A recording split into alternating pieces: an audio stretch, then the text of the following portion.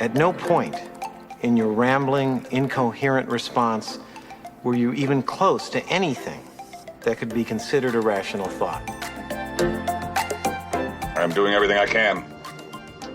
And stop calling me Shirley. The center has to be at least 3 times bigger than this.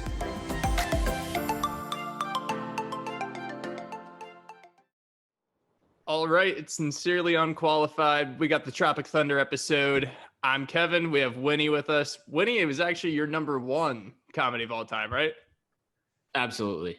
And there's a good reason for that, especially after rewatching. It's unbelievable. It holds up. Yeah. It's still your number 1? Oh, it holds up. It holds up even better now, I'd say. Dang, that's pretty strong. I think so Tropic Thunder for me, with the rewatch at least, was one of those that I definitely watched a good amount of times around when it came out. And then I kind of hit a huge dry spell over the last years. And I kind of I don't know when the last time I watched it before, when obviously we watched it for the podcast was, but no, it absolutely holds up as a fantastic, fantastic movie.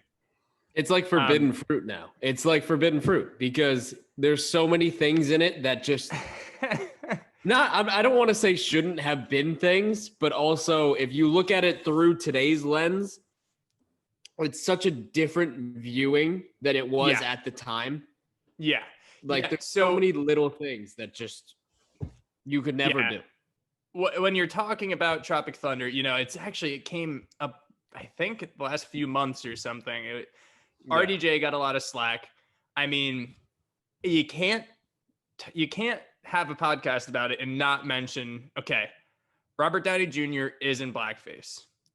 Yeah, that's the whole time. Right. It's not for us to really comment on. I think everyone knows that it was probably not a great idea. The one thing that I will say is that I think that this movie really came out and it wasn't supposed to be, basically, I think it was supposed to make light of that, not make light of that, directly comment on the fact that that's bad. Like, we shouldn't be doing that. Exactly. We shouldn't be just selling out and putting people in blackface. And I think it did it in a direct way, which was very, very bold. And I think it was bold kind of like, not before its time, but I think if they did it like, what would you say, 2-3 years later, that's not flying. That movie is not getting made. And there would be so much that it would almost be like The Interview when Seth Rogen and James Franco tried to make The Interview. And there was that whole shebang that happened. I mean, that almost caused an international incident. But, on a lighter, not on a lighter note, but also like that would have caused a lot of turmoil within the movie community and within the outside community. If they came out in 2014 and said Robert Downey Jr. is about to play a black guy in a movie, that would be horrible. Yeah, but that's the thing. It was still horrible back then. Like, it wasn't like anyone watched it and they just glanced over the fact that he was in blackface. Like, basically what I'm saying is I think that for Ben Stiller, because this is truly a Ben Stiller movie. He's director, producer. For Ben Stiller to make a commentary saying, hey, this isn't okay, I think back then it was acceptable to say, hey, this isn't okay, so I'm going to put it in a movie right in your face. Yeah. I think after that, you can't do it. No. And it's even highlighting just how insane actors will be. I think it's more a commentary on how insane actors will go to, get into a role and how crazy the whole business can be. Like, it's obviously satire. Like, he's not playing this in a malicious way. He's trying to do this as a commentary on, like, look, this is what movies can do to people and make them go to this extent. And it's absolutely fucking crazy. Yeah. And it's funny because it's specifically a commentary on method actors. What RDJ is. RDJ is what he does. Actor. And he went to the point of being a method actor as Sergeant Osiris? Yeah. I think So he even went to the point of doing that. And so just that's our take. Nothing too hot, nothing too politically incorrect. what I will say is RDJ was on the Rogan podcast. A lot of people probably heard it. Just if you haven't, the gist of it is when he got the script, he basically saw it, thought it was a fantastic script and didn't want to turn down the opportunity. Obviously, he was nervous because, like we said, can't be doing that. How can you not be? How can you not be nervous going into that? Yeah. But so he said that, and this is his quote, is 90% of his black friends were like, no, that's super funny. Because they knew his intention. They knew it wasn't supposed to be malicious. It just depends on what people thought. And then so honestly, what I was thinking rewatching was, and for some reason I didn't think about this back then. I mean, we were younger, so maybe that's why. Mm-hmm. But Brandon T. Jackson, I mean, I did think about it before, just not as critically. Yeah. But what does Brandon T. Jackson think during all this? He is a black man, and Robert Downey Jr. And that's the thing. They even poke fun at it along the movie. You know, they directly put it in your face, being like, I know this is ridiculous, this interaction. Yeah. So something that I thought was interesting was, obviously they're going to ask Brandon T. Jackson about it. And he basically said, you know, so Brandon T. Jackson, one, he's a comedian. He's more of a stand-up kind of comedian, and those people tend to have thicker skins, I guess. I don't know. Would you get where I'm going with that? No, yeah, it's definitely in the nature of the business to, you know, be able to take a hit more so. Because if you're like getting heckled and stuff, and you're, you know, thin-skinned and everything like that, you're not gonna last. Right. No. And basically what I meant was, like, you know, you got the film guys or the film men and women junkies, and like just actors in general, I mean, and they're not going to be as receptive to be like, hey, Robert Downey Jr. is going to be in blackface. If you're a black person who is in film, you know, like you might not be as okay with it as a comedian, is basically what I'm trying to say. And I think that's probably an overgeneralization, and I apologize for that, but that's just generally how I feel. But it kind of does come true, because Brandon T. Jackson was quoted. He's like, when they asked about it, he said, to be honest, he played a black dude better than anybody I've seen. And and he said, when I first read the script, I was like, what, blackface? But when I saw him act, he like became a black man. It was just good acting. It was weird on the set because he would keep going with the character. He's a method actor. So that's pretty much all he had to say about it. It sounded like he was like, hey, it was done well, so I don't really have a problem with it. Also, because we talked about this already, the intent, you know. From what I've heard, Robert Downey Jr. is just the most down-to-earth, fantastic person that you could meet. So I think no, I agree, definitely. I think you know, it's got to be taken with a grain of salt, obviously, for what it is, but you take it for what it is, you know? There's context to everything. Right. And if he was doing it in the context of the movie itself, if he was that guy who went so far as to actually get a pigment augmentation for a part in a movie, then there'd be a completely different narrative. Then his name trending on Twitter every 2 months would be like warranted. It would be absolutely warranted, because it'd be like, hey, remember when this idiot did this? Hey, remember when this idiot did this? Every 2 months, that's warranted. But for a comedy movie, you know, obviously satire, going to that extent, you know, I mean, you take it with a grain of salt. Skin augmentation surgery aside, you say warranted. I might say it's not surprising. I don't think when he sees himself trending, I'm sure it's annoying, but I'm sure he's like, yeah, I see it. No, definitely. So RDJ said what he said. Brandon T. Jackson said what he said. We'll just move on from it. I think we had the comment on it. We can't just there's no way to not over it. Yeah. It's a main focal point of the movie. If you watch the movie, you were not, there's no way to like graze over that. Yeah. But no, honestly, the other funny thing with Brandon T. Jackson is, and this is, we'll just move on. We're gonna move to a little section that we call Inexclusive Exclusives. So it's our lesser known facts lesser known facts section of the podcast. We're gonna tell you guys some facts that you probably haven't heard of. You know, stash them in your back pocket, the tickler file, whatever. But speaking of Brandon T. Jackson and RDJ, apparently Brandon T. Jackson's mom visited the set and she thought he was Don Cheadle. just thought that Don Cheadle was in the movie, but it was actually RDJ in blackface. If you're Don Cheadle, what's the first thing that comes to your mind when you hear that? Do you think the other weird thing? Don Cheadle's like significantly skinnier than Robert Downey Jr. in that movie looked. Yeah, no, they're kind of like very different maybe? people. Yeah, does Don Cheadle have a beard? I feel like every time you see Don Cheadle, he's just got a shaved face. I've never seen Don Cheadle with a beard. I don't. Okay, think. wait. But did she watch maybe, the first Iron Man and just mix up the characters? Is that what she did? That might be. Maybe she thought that Iron Man was War Machine. She just mixed up the characters.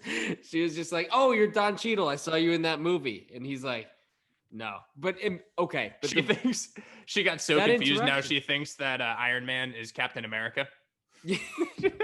She's got a. But the thing about him too is he probably stayed in character for that whole thing. The whole interaction with his mom, he was in character. I'm sure he was, because that's the thing. With his one line, I don't break character until the DVD commentary. I guess and then he did the DVD commentary in character. Yep, that's the best. Yeah. It's absolute dedication. So I guess I'll say this for him: if you're gonna do it, you better go all in. You do it. You don't half-ass that, because then it's like, why would you give a shitty performance if you're gonna have this, have this out there? You do it. You do it. Yeah. And this was a big Brandon T. Jackson section, but so it was supposed to be Mos Def and like his character Al Pacino, which also fantastic name. Al Pacino loved that name too. He wasn't offended. Yeah. No, it's like, hilarious. Oh, yeah, that's hilarious. But yeah, Brandon T. Jackson had to audition 13 times for this role. That is insane. Absurd. That's like, can you imagine interviewing that's RDJ 13 times? No, I couldn't. That's RDJ commitment with his method acting just for an audition. And I'll tell you what, he killed it. Yeah. I love Brandon T. Jackson in this role. Oh yeah. No, yeah. He actually is really great in his role. And I feel like he almost came out of nowhere in this movie. Mm-hmm. Because he's one of the main characters, but he's not one of the main characters. I mean, obviously Ben Stiller and Robert Downey Jr. are the two main leads. And then to have kind of, they throw Jack Black in there as the third, and I guess I see it. So I think Brandon T. Jackson is right up with Jack Black. Yeah, I'd say so. I think Justin Theroux just I don't think he gets any credit for this movie, and I think he deserves it. I mean, he doesn't have a huge part in this movie, but like you don't see him in any type of promotional material. You don't see him in like really anything. I feel like he gets forgotten about in this movie. Actually, yeah. I mean, which is sad, but it happens also, when you have an all-star cast like that. Yeah. I said Justin Theroux. Sorry. Did you mean Jay? Yeah, Jay Baruch. Jay Baruchel. You even did it. Jay is great. I mean, Justin Theroux, by the way, was the writer on the movie. That's for some reason I got that mixed up. Justin Theroux and Ben Stiller wrote the movie. Jay Baruchel, that's what I meant. I feel like he gets overlooked. Well, Kevin Sandusky, and he's very typecast too. I feel like he's that guy, whether it be in This Is the End or whether it's in Tropic Thunder. He's that guy who's always in the background, just spewing facts that it seems like nobody. Guy. Exactly, he's that guy that you're like, I could see myself being that guy, because everybody else is hyperbole, and he's just the guy that's like a normal person. Right, and that's the funny thing with this is Jay basically plays the role throughout this entire movie of being the only grounded person and the only person that cares about just being an actor, just cares about the movie. And then obviously they directly comment on it the whole time. They don't even know his name. And then at the end, it's Ben Stiller says it's Sandusky. You know, he finally, someone gives him the credit he deserves. Yep. And the whole I was trying to give him credit. I got his name wrong, for God's sakes. You were actually like everybody else in the movie, just saying a random name every time they were asked. Starts with a J? Starts with a J? They were just like, sorry, Jay. Oklansky. Yeah, that's hilarious. I mean, the fact that just that the continuity things that they had throughout the movie, like getting his name wrong, and you know, Ben Stiller consistently pretending like he knows military lingo and military stuff, where they're walking through the forest and he's doing the random hand signals like they mean something, and after 2 seconds he's just like, move, keep going. He even goes load and lock, and it's like something that simple where it's just load and lock. Yeah. Clearly the phrase is the other idiots. way. Yeah, just absolutely no idea what they're doing.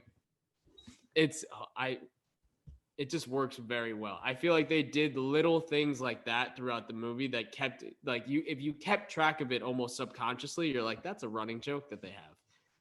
Yeah, I mean, I guess the running joke is just like they're hyperbolized characters, because Ben Stiller really does a good job at poking fun at the stereotypical actors. And it's probably because he's grown up around actors his whole entire life. Like, his parents were comedic actors. He was a comedic actor since he was young. He basically just, I don't know if he makes fun of himself in a way, because I mean, Ben Stiller is a pretty serious actor. He is. And that's something, well, I'll touch on that later during our next segment. We'll keep it to facts, though. Yeah. But like another thing about it that they did, kind of keeping with the continuity aspect and the, you know, running jokes and everything, was booty sweat.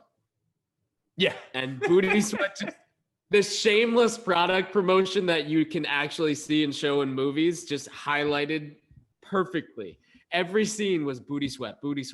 And he's supposed, Al Pacino's supposed to be some rapper, and also I think very clearly R. Kelly when he's up in the helicopter, he's like, no, I didn't pee on that girl or something. But he's supposed to be like the classic actor that's in a movie that's all about like their business and everything. Yeah. I think I said this on the top 10 episode, but my Xbox gamer tag used to be drink booty sweat. I'm all for it, man. I'm all for it. I'm a Brandon T. Jackson guy. Apparently, though, I didn't know this. They actually put a drink on Amazon for a little that was called Booty Sweat. It was just an energy drink. It was a quick promo that they just had on for a limited time. So I bet if you look that up, if it's still around, it might be worth a little. But I can't, just having a booty sweat can. I feel like that's the ultimate just prop gift. Just taking a can of booty sweat. Or a bust a nut bar. Okay, that being the first thing you see in the entire movie is amazing. Yeah, that absolutely. And the fake trailers, oh my gosh. The fake trailers, I feel like, are very iconic with this movie. And I think, obviously, you got to think booty sweat, too. But I loved the fact that was the first thing. The first thing was the booty sweat and bust a nut ad. It starts out so strong. They basically want you to know, like, this is the shit you're getting into right now. Just strap in. Well, I also think that that's a good way to start it out, just because what we were talking about at the beginning. There are things that they are directly poking fun of by doing that exact thing in a movie. Yeah. But we started it out with something for a product called Booty Sweat and Bust a Nut Bar. Bust a Nut Bar. This is comedy. This is a joke. I think it's very clear with that from the entire, obviously with the entire movie. Everything is very hyperbolized. Oh, but everything's a joke. I think that speaks volumes to the start of the movie. Absolutely. Even the fact of just, you know, throughout, everything's obviously so far stretched from the truth, just highlighting the craziness that is movies. Mm-hmm. And one thing with that too is I do think, looking it up after, the one thing that Ben Stiller's character loved in the movie was pandas. And, just a simple fact check, and this is looking at the movie within the movie. A simple fact check that everyone could have done is that there's no pandas in Vietnam. No pandas in Vietnam. You told me that, and honestly, I was so. I guess they're just not in Southeast Asia. Which, if anyone would really guess, I feel like they would say, yeah. Like knee-jerk reaction if you asked if there were pandas in Southeast Asia, I'd say yeah. And he kills that panda in that intense scene, and then gets all upset and starts wearing its skin as, I guess, like a coat or a hat. When did he become a professional taxidermist that he has everything so perfectly? Like he's got the head on just perfectly, got the hands on and everything. He's ready to go. I mean, it's all just ridiculous stuff, To have Matthew McConaughey in that scene, who wasn't supposed to be in the movie originally, because it was supposed to, I can't imagine, number one, that Owen Wilson was supposed to play, Pecker. Right. Wait, you can't imagine that? Honestly, with the performance that McConaughey put, the scene alone where he's telling him how to clean up a dead hooker is enough for me to say I cannot see Owen Wilson nailing it like Matthew McConaughey did. See, I think he can. I think Owen Wilson would have been a good casting, but I don't want to foreshadow anything. I think McConaughey does a great job. I think McConaughey was perfect. I think Owen Wilson would have been near perfect. I think Owen Wilson would have done a great job with this. Yeah. I think it would have been a slightly different tone because McConaughey is full douchebag. I think they would have given Owen Wilson some redeemable qualities probably. No, actually no. Yeah. They wouldn't have. No. But it would just be a slightly toned down version of him. But obviously everything's hyperbolized. You need everything all the way. Yeah. McConaughey was perfect. Well, let's save that for our character. No, we'll save that. Yeah. Yeah. In terms of, just keep going with facts though. So you're talking about continuity. In terms of continuity for our podcast, apparently we're a Steve Coogan podcast. Call him the Coog. We're a Coog podcast. Big Coog guys. So he was in The Other Guys. He's in this movie as Damian Cockburn, the rookie director who meets a quick demise by stepping on a mine. But special effects. It's just special effects. Yeah. When he's still around and Tom Cruise's character is just laying into him and makes the key grip just punch him in the face. Apparently that actually took 15 takes. It took 15 takes to get Coogan's nose to bleed, and each actor's part was filmed separately. And Justin Theroux, the writer, not Jay Baruchel, actually had to stand in for every single take. But just another. You said it took 15 takes to get his nose to bleed. I'm assuming they didn't actually hit him. What does that entail? Just the fake blood wouldn't? Yeah, I think it just wouldn't go. The key grip's not just nailing him every time. Yeah, just 15. Coogan just gets beat. Right. I guess takes. they must have had problems with the fake blood, and it took 15 times, just like it took Brandon T. Jackson 13 times. They were all about getting this movie right. Well, that's within the movie itself. I feel like that plays into the actual movie where they were the movie Tropic Thunder 5 days into filming is already 1 month delayed. I feel that's just plays into the actual movie where there's so many things that took so long, whether it was the auditions or even this little example of his nose not bleeding. Mm-hmm. The amount of special effects in this movie and everything was probably absurd to get that right. Yeah, and you know what? Actually, let's move on to our next segment. It's going to be our opinion segment, insights. We're going to call it Flick Takes. A little play on quick takes. So mine there. Speaking of special effects, is I actually think what they did really well was. It's a pure comedy. Everything is hilarious. Everything's done extremely well. Nice satire. But what I think they did really well was also made it feel like an action movie when they were filming it the whole time. Because I actually don't think they used that many special effects as much as they did practical effects. When they did that famous when Danny McBride accidentally gives the go to blow everything up. you can tell it's an actual explosion, and you can tell it was an expensive actual explosion. So all of these explosions, all this things happening here because Danny McBride is a pretty key character as just this arsonist, demolition guy, and his character has so much depth, which you wouldn't expect from a character that has kind of like a very niche role. Yeah, but just the amount of lines that come out of his mouth, like even the thing where he loses his pinky and he's like, "Yeah, I lost something in the line of duty too, driving Miss Daisy." It's like, what do you mean? There's just these little things. The depth of these individual characters brings so much more to the movie, where you like so many more people. Yeah, I think that they're really good at characterizing people, which is a pretty common theme in war movies and dramas like that. And just speaking of Danny McBride's character, again, all these explosions, a lot of very obvious practical effects that I think really ground it and really make it feel like it's supposed to be an action movie, because that's, what it's supposed to be. It's an action comedy, it's just really well done in that aspect. And that's something I really admired from it, especially watching through a second time.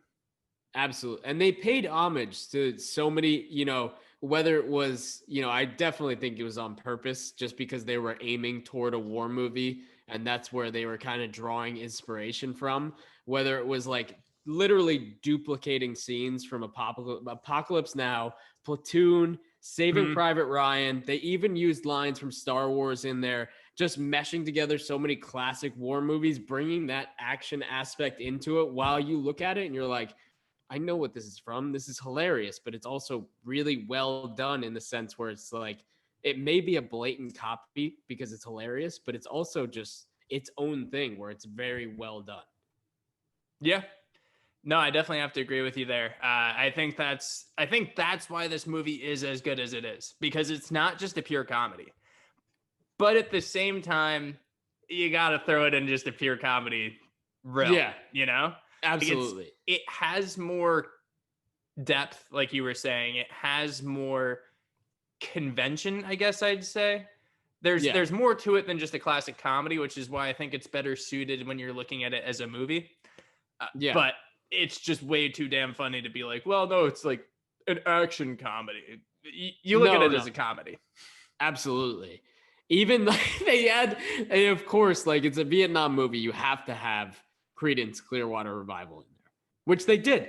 Yeah. Of course. You can't have a movie that has Vietnam in it at all without having Creedence in there, which was another just classic play on just every Vietnam movie ever has Creedence Clearwater Revival playing in the background at some point.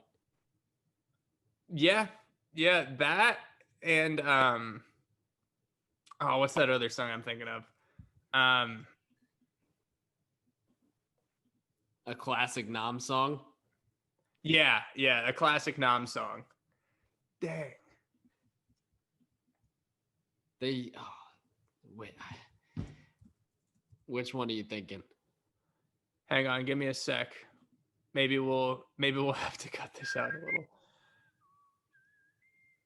There you go.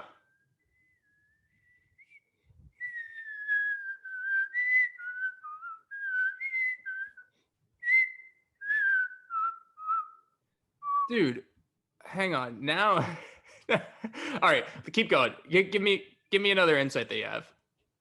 All right. Okay. So, on top of everything, there's Ben Stiller's character, who we know after watching is incredibly self-absorbed, wants everybody to love him, wants everybody to, care about him. A theme throughout is that he wants people to care about him. He has nobody in his life. He's dying for friends. One of the funniest, little bits that you catch in a rewatch is when he's hiding in the woods when he's by himself and he makes a little teepee from the rain, like a little fort shelter kind of thing in the rain that he's hiding under, watching the movie on his iPod. All of it is made out of tabloids, like tabloid magazines. And just the thought of him being in the full Vietnam, character, having the the whole wardrobe and everything. And in his little pouch, the one thing that he chooses to put in there when there's so few pockets is a bunch of tabloid magazines is just hilarious in itself. Yeah. No, yeah. It's obvious. That's the thing. Everything's so in your face. It's like this is supposed to be ridiculous. This is what we are doing here. By the way, I hate myself. It's Sympathy for the Devil by the Rolling Stones. That is the Nom song. That's like, I was like, I'm pretty sure it's a Rolling Stones song. I couldn't think of it. My mind blanked. We're keeping it in the pod. I'm sorry, everyone. Sympathy for the Devil. You are right. The tabloid thing is hilarious. Like it's honestly the thinking about it too, just poking fun at all these really important big actors in Ben Stiller's character. One of the funnier things is that he's trying to adopt a kid. And I'm going to talk about this little part again a little later. Yeah. But him trying to adopt an Asian child throughout this whole thing is like, Brad Pitt. Like, that kind of, like, let's just throw fun at him. It's just saying that he's so self-absorbed and like that the tabloid, like literally if you want to look at it in terms of a metaphor, it's like the house that he's built is on these tabloids. It's on him being in the limelight. Absolutely. It's his entire livelihood. If you want to look at it, and honestly, I'll give the writers credit enough to look at that metaphorically. I was going to say that might sound ridiculous to do for a comedy, but in this comedy, I think that's literally like it's like a little Easter egg. Absolutely. I think it's well written enough to think that they intentionally threw that in there with, the foresight to think people are going to notice this, whether it be the first time, second time watching and be like, oh, that's what it's for. Because you don't catch it the first time because it's such a quick little scene. But once you catch it, because if it was just a normal, like, green tent or green anything, it wouldn't have, added as much value as it does afterwards to the movie itself. Mm-hmm. No, yeah, absolutely. I like when people throw in little Easter eggs like that, because that one is very nuanced, just, from the screen time it has. The one that's not so much. And it's funny because I feel like they needed to comment on it. Ben Stiller, always in shape. Always, pretty hot guy. Let's not lie. Come on. Yeah. He's fucking jacked in this movie, huh? Oh, yeah. He's shredded the whole time, and it's hard not to look at. Yeah. That is not the Walter Mitty we love. That Walter Mitty is not that ripped. It's Walter Mitty on steroids. Yeah. That's Walter Mitty alternate universe. That's not canon. That's not Walter Mitty canon. That's so they even like comment directly on it. That's one of my favorite things is that they try to make it so it's still in Hollywood. So RDJ's character is like not like Rocky 1, but Rocky 2, but he's all shredded. No, not jacked, but shredded. Like all that thing. Yeah. It's like we have to comment on the fact that Ben Stiller is just yoked in this movie. Exactly. And I feel like that's another bigger thing where it's like actors out of nowhere will just for one role just get insanely ripped. And then people Kumail are like, Nanjiani. Exactly. Big sick to now, well, if the Eternals comes out in the next 10 years. But exactly. And then that's all over the tabloids too. It's like and then you get 70 million clickbait ads like Chris Hemsworth's diet when he was becoming Thor. And it's just all a bigger Fat thing. Thor or regular Thor? Oh, Fat Thor is unbelievable. But, that transformation is incredible. Dude, honestly, quick side note, Kumail's is probably the most insane because he truly was just a skinny guy and then all of a sudden became jacked. And it seemed like he did it in a really healthy way. He did. You just assume because Kumail is awesome, but also with all these actors, you got to question it. Absolutely. But I'm questioning Kumail. No. Everyone else. But I saw a video with Kumail and it looked like he did it legit because in the video, they were like highlighting his routine and he was stretching for an hour. I saw that too. Was it a men's health one? It was a men's health one. Yeah, I saw it. But for him to go from, absolutely. He went from, that average dude on Silicon Valley to literally insanely jacked in a year before our eyes. And then the last season of Silicon Valley, he's just massive and nobody comments on it. Yeah. Like, You know what, by the way, one that we missed out on in the top 10 is The Big Sick, but let's move on here. wait. We'll do an entire series on dark comedies because that's a dark comedy right That's there. a whole nother thing. But even with Ben Stiller's character too, the one thing I saw even in the pre-trailers was the Scorcher series, which you have to comment on. Because the Scorcher series, where it goes from like Scorcher 1 to now Scorcher 12, the immediate thing that I thought of was Fast and Furious. I just Going to thought of space. the Fast and Furious franchise getting it. The first one was a hit. Second one, did really, really well. And then to continue this franchise, it just gets more and more fucking absurd, more and more outlandish. And it's the same plot, but it just gets more and more insane until you're like, the fuck is this? It's like, what are they doing? I think Fast and Furious is probably the direct comp, but obviously it's just any action series, Yeah. Tug Speedman is the action guy. He's the Jason Statham, I guess. Yeah. I wouldn't quite say Vin Diesel, but regardless, he's the action guy. That they are commenting on directly out just how stupid all that stuff is. Kids But in porn are how dressing much up money as- they make because they're fun to watch.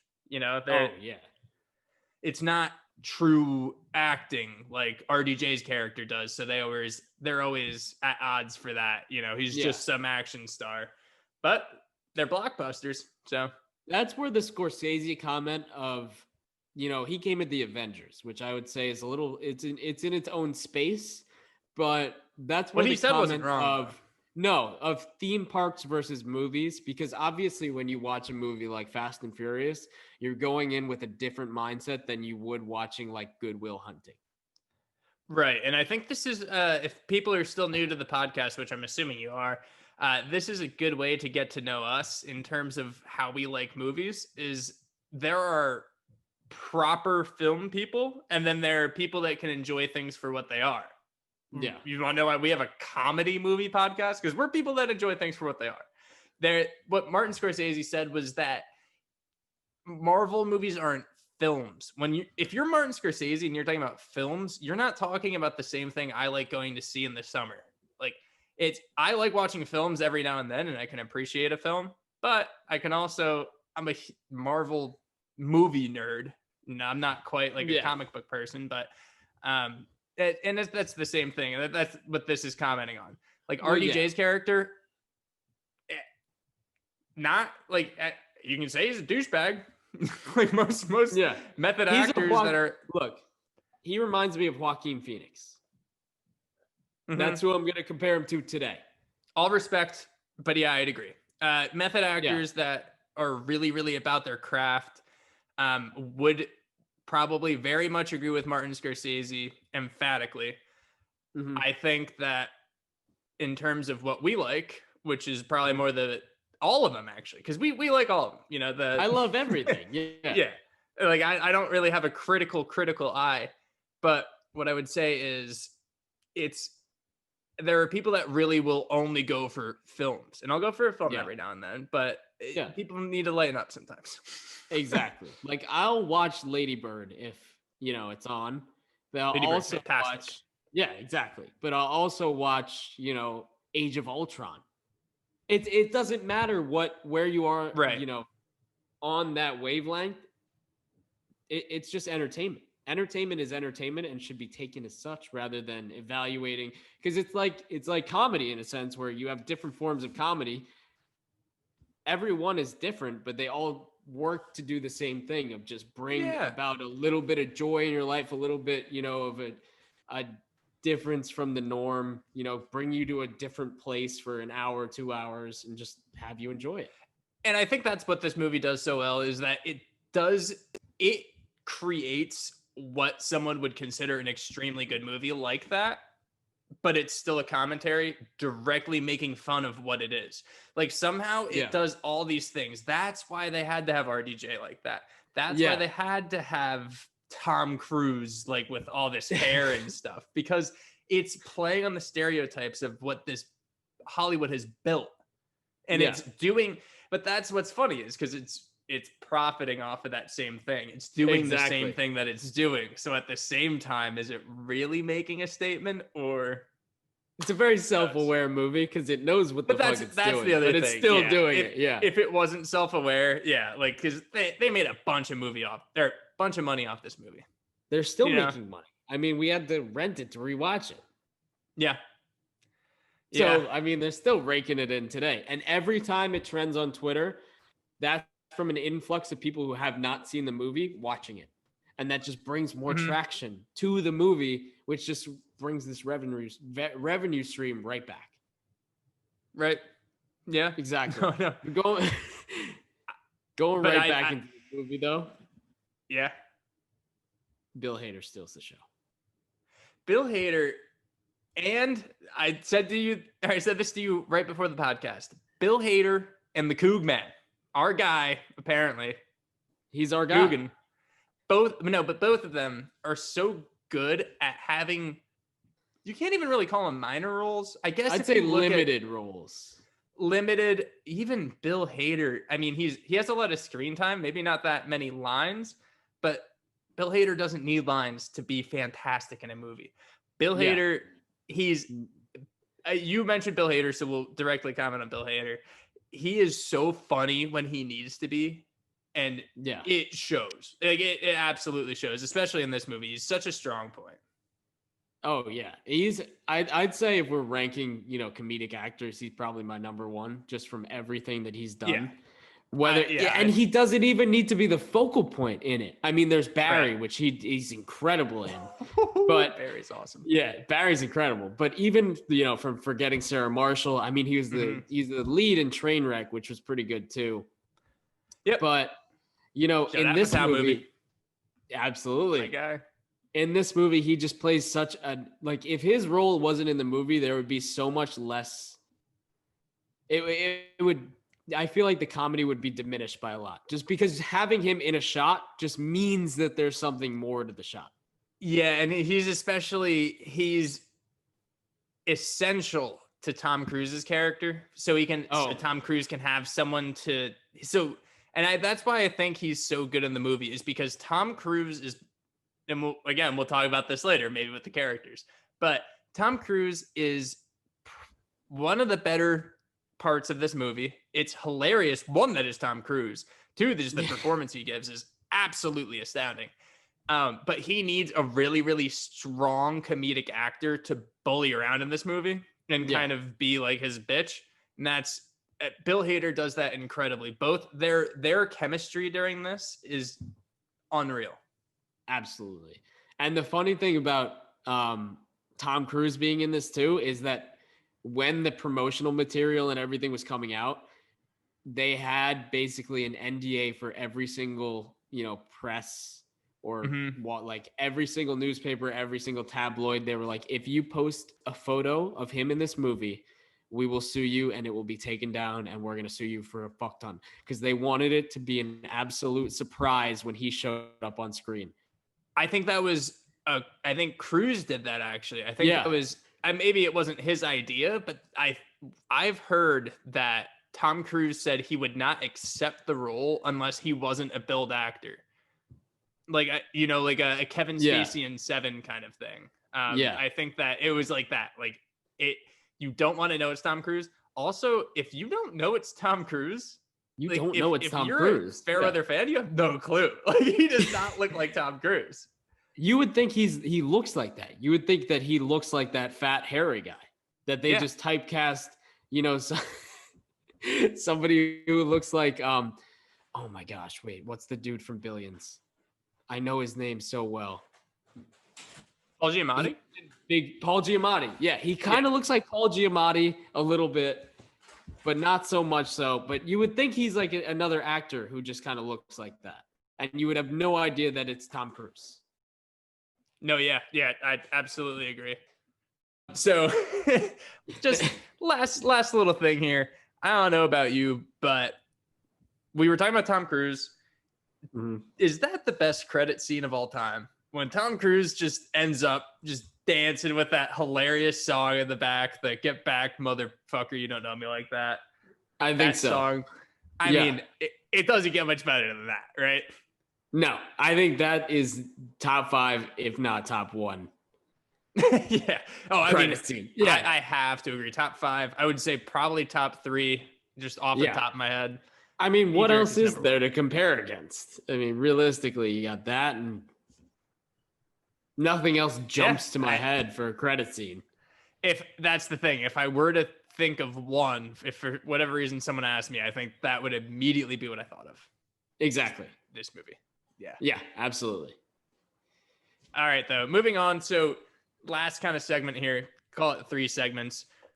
What we're going to do, we're going to start small. We're going to go big. We're going to go line for line, scene for scene, character for character. So, really what we're going to do is give you our favorite lines, favorite scenes, then pick our favorite character. In terms of favorite lines, I'll start out. Yeah. Still on the Tom Cruise.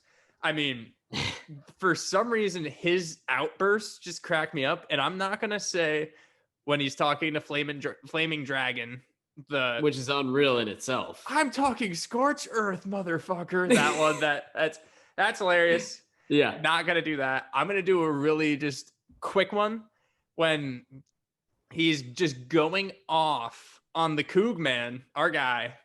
Come on. You can't do that. You can't. You're not allowed. This is the same one where he makes the key grip, punch him in the nose or punch him in the face. And then he's just going, and then just goes, Diet Coke. For some reason, Diet Coke cracks me up. It's just a hilarious drink to want at the end of just a tirade. He just Did you see it. 2 hands come in, 2 Diet Cokes come into frame from 2 separate people? The funny thing about that too is in the beginning of the scene, we were talking about Bill Hader. When Bill Hader sees him, he's like, "Last, someone get him a Diet Coke." Knows that Bill Hader that Tom Cruise loves Diet Coke in the movie, which is perfect. I mean, just another great addition to his character. Yeah. All right, so my one's Diet Coke, Tom Cruise. Mine is going to go in the same line of those 2 characters. And it's when they're talking to Matthew McConaughey about like giving him a G5 and everything. And then they start dancing to Apple Bottom Jeans. Tom Cruise just goes like, you know where you want these goodies. And then Bill Hader in the background just goes, welcome to the goodie room. Welcome to the goodie room. Every single time. My number 3, if we were going to do 3, but we're only going to do 2, my number 3 would probably be the one he says right after it when he goes, swing past your knees. He's just so good. That one is amazing. What's your number 2? All right.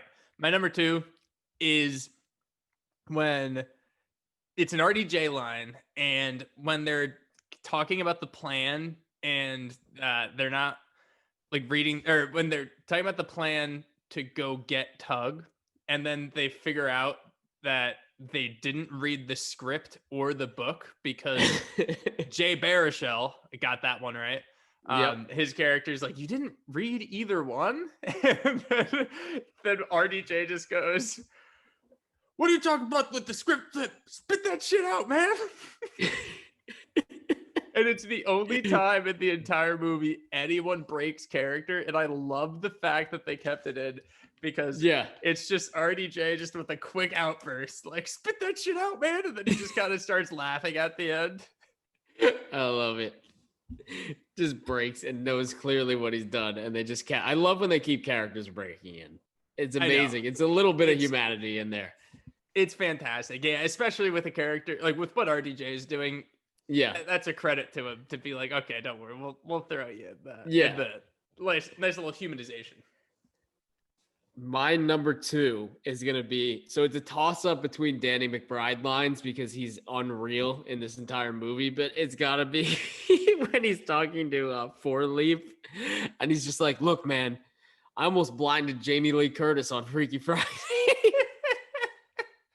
That's another thing. What were you gonna say? I was just saying that combined with like he lost an appendage on Driving Miss Daisy. Yeah. And all the very specific references that they have to certain movies in this movie is hilarious. Like I said, they try to keep it in the realm of reality with Hollywood and everything. So the driving Miss Daisy and I almost like it's just so random. It's so out of nowhere. I almost blinded Jamie Lee Curtis in Freaky Friday. And you think if you see the movie, you're like, what the fuck did he almost blind her from? Yeah, that's exactly. It's like driving Miss Daisy. Like obviously two movies that would never happen, but it's there's just funny zero that pyrotechnics. So like, zero explosions whatsoever. Yeah. He's just that's tied though with when he's about to blow up the jungle and he's like talking to the guy who doesn't speak English behind him. He's like, he's making a sweater back here and I'm trying to tiger bomb on this jungle's nuts. That one it's still super funny. And that one also, when this came out, when we were that age, was perfect. Probably just because he says nuts, but like trying to tiger bomb these jungle's nuts. That's the scene I was talking about before, where they have the crazy practical effects where they just blow up a part of the jungle. The jet flyover. That goes wrong. So there are the favorite lines. Move on to favorite scenes here. What's your favorite scene?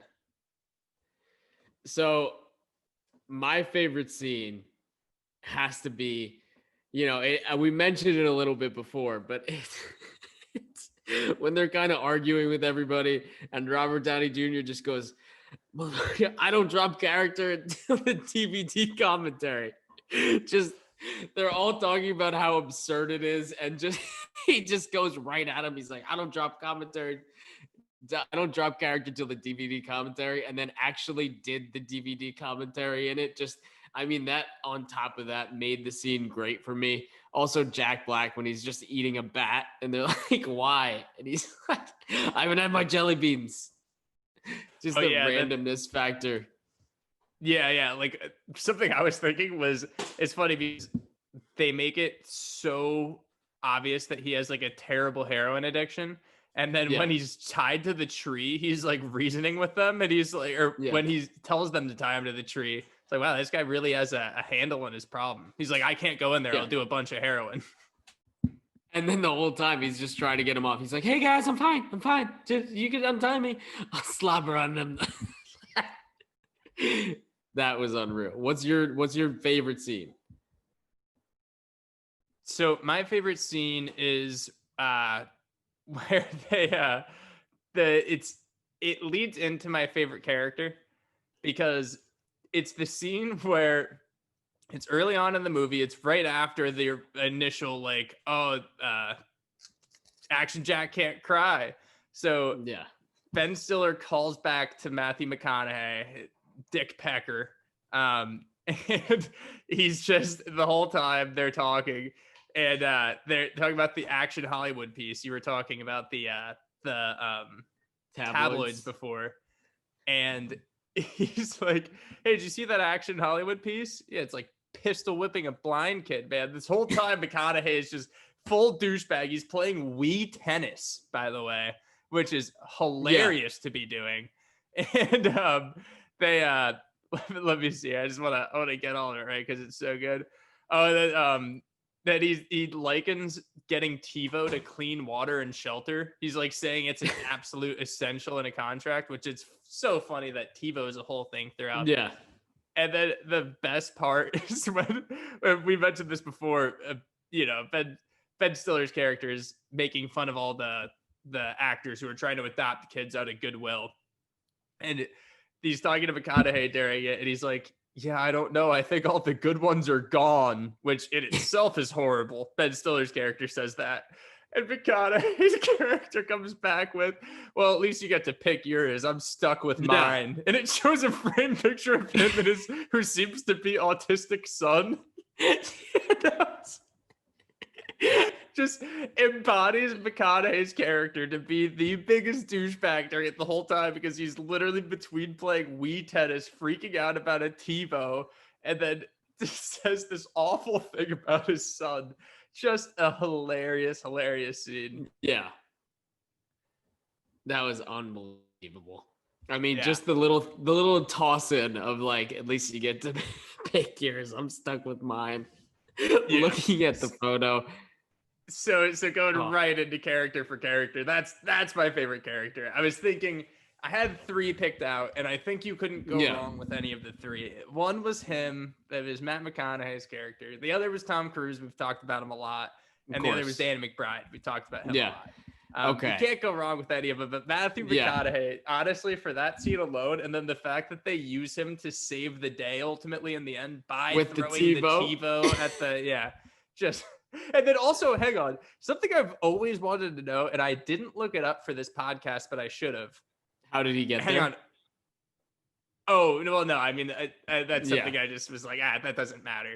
This is something that I think a lot of people don't realize. So with or not that a lot of people don't realize, something that people care about that I don't really think matters too much in comedies, especially. Like Game of Thrones got all this slack for it with timing and whatever. And I think I might have said this on this podcast before, but like when I watch shows with my fiance, I'll watch like a sitcom. She'll be like, that timing doesn't add up. Like, it doesn't matter if the timing adds up. Exactly. Like, we're watching New Girl, for God's sakes. Like, does it really matter? No.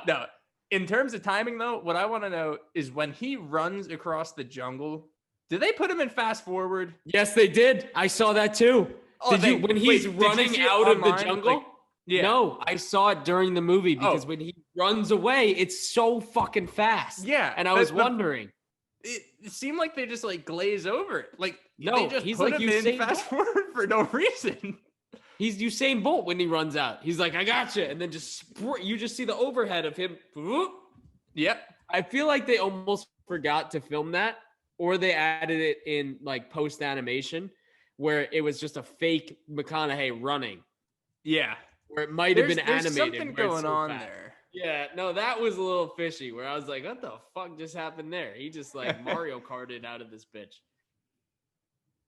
If someone can let us know, that would be fantastic. But yeah, so why don't you give us your favorite character? And I'm going to be looking this up, by the way, while you're talking. Favorite character was between Bill Hader and Danny McBride. And I got to go Danny McBride. Just for all of the lines that he had. Just he's in the movie throughout, even just the little explosions at the end. I mean, just such a great character to be paired with a guy 4 Leafs and then to find out like he doesn't have it. He's also like pretty essential in the end too. Yeah. Not pretty, but like very much. When he finds out he was in the Coast Guard and he was like, you were a trash man. The Coast Guard sanitation department. Yeah. He's like, I wrote it as a tribute to the Vietnam vets. He's like, what the fuck are you doing? His character was just perfect. I feel like everything, I mean, he's in Hot Rod, he's in everything. His characters are great, but this one really just shines. And I think that there's no taking away from the impact that he had on the movie. And he's just unbelievable throughout. No, he's the perfect pyro guy. He really is. I'm a big Danny McBride fan too. I probably started from Hot Rod, but I love Danny McBride. And also, so when I said before 3 characters, you're right. 4 should be Bill Hader. You gotta, any of those 4, honestly, any of the characters are hilarious. You can't go wrong. You probably can't say Robert Downey Jr., but he did great for what he was supposed to do. Yeah. Let's leave it at that. Let's leave it at that. Yeah, the cards that he signed a contract to be dealt. He was there. He picked the role, but he did. Somebody did it. He chose it. Sure did. Hey, anything we missed going through? No, honestly. Anything you want to get out? I think honestly, just I want to say that I'm so glad that I had a reason to rewatch this movie. Because it never fails. This movie very much was a great rewatch. I don't know if it's, like I said before, because there was a kind of a period of time where I didn't watch it for a while. But this movie in particular, I got to admit, I was pleasantly surprised. Because I thought this might have been one where, because I kind of thought back to Danny McBride's like nuts lines or whatever. And I was like, Yeah. oh, maybe that was when I was younger or whatever. No, this movie was fantastic. Absolutely. And it holds up, and it's just so worth the watch. Unbelievable. I mean, that's why it's my number one, because if you throw it on at any point, you can't go wrong. Yep, I agree. So we actually, next week, we have Pineapple Express coming up. Winnie and I are actually going to be together for the first time recording a podcast in Colorado. So we decided, let's go with a weed theme. We're going Pineapple Express. I'm excited to rewatch that one because that's one I don't think I've fully rewatched in like years. After that, we actually have a new movie coming out on the 23rd. And Winnie, I'll get your quick take on it. Borat. I get slack for saying Borat a lot. Borat 2. Borat Horseman. Borat 2. So we're gonna do Borat on the 20th. You did it again, but I'll let you slide. Borat, I said. Borat. Whatever. Borat. Like you're bored. Borat. Yeah. There you go. Regardless, we're gonna do the first movie after Tropic Thunder. The Borat 2 is coming out on the 23rd. We'll do a quick gut reaction. Do you think it's going to be good? The second I'm fucking excited. I know this man is a goddamn genius, and I know whatever he chooses to do, whether it's whether it's Ali G, whether it's the show that he just did, where he did all these different characters, I feel like that was getting him prepared for this. And I can't because people know him now, but there's still the people that don't. And I feel like he hits it right on the fucking head where he hits those people that don't. Yeah, I was not too excited before the trailer came out. When the trailer came out, I was like, okay, at least because they go head on. They say, obviously, people know who I am. This is how we're going to do it. We're going to do disguises. So it's just, I guess he's playing Borat in disguise. But it seems still so exciting. And this is generally, I would say it's okay. I think people might be a little just worn out, though.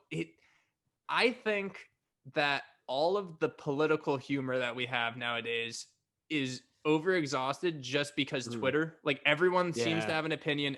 There are way too many jokes. It's why I think SNL doesn't really work anymore when they just go politically charged. It's why people don't think it's funny anymore. I'm worried that Sacha Baron Cohen's going to try to take such an activist standpoint on this. But I think he's going to do it well. He's too smart to do that. I feel he did that last one where it wasn't too politically charged. Exactly. But he still got his point across and he did some hilarious shit. Whether it was politics aimed or it wasn't. And I feel like this is going to take it to the next, like even in the trailer, you see, it's just fucking hilarious. I mean, I got a lot more excited after the trailer because the teaser trailer was all just Trump. And it was, I understand that there is a huge portion of comedy that's political, but the fact that we have Twitter nowadays, the fact that we have all this stuff that everyone's already doing that, I didn't think it was going to work, but the trailer got me excited. He's too smart. I'm a huge fan of his. I mean, I'm going to watch it either way. I love the guy. Yeah, we're all so going to watch it. Yeah. But we'll do the first one after Pineapple Express. Yep. We're excited. We're finally going to be together again. The first time since he graduated, I think. It's actually crazy that I haven't seen him since, last year, which is absurd because he's been all over the map. I can't wait to look, because he's so tall. I can't wait to look up and say hi again. You talking about me? Yeah, you. Oh, you said him, and I was like, dude, he's talking about me. And then I thought you were talking about Sacha Baron Cohen. No, I mean you're both tall people, but I was excited to see you. You're excited to glance up at my greatness. Exactly. I can't wait to see the under of your chin again and look up and say hello. And then you look down and be like, oh, there you are. And then we're off. There we go. All right, though. Well, until then, I'm Kevin. I'm Winnie. We'll see you at the next episode in person. Welcome to the Goody Room. Watch Hubie Halloween.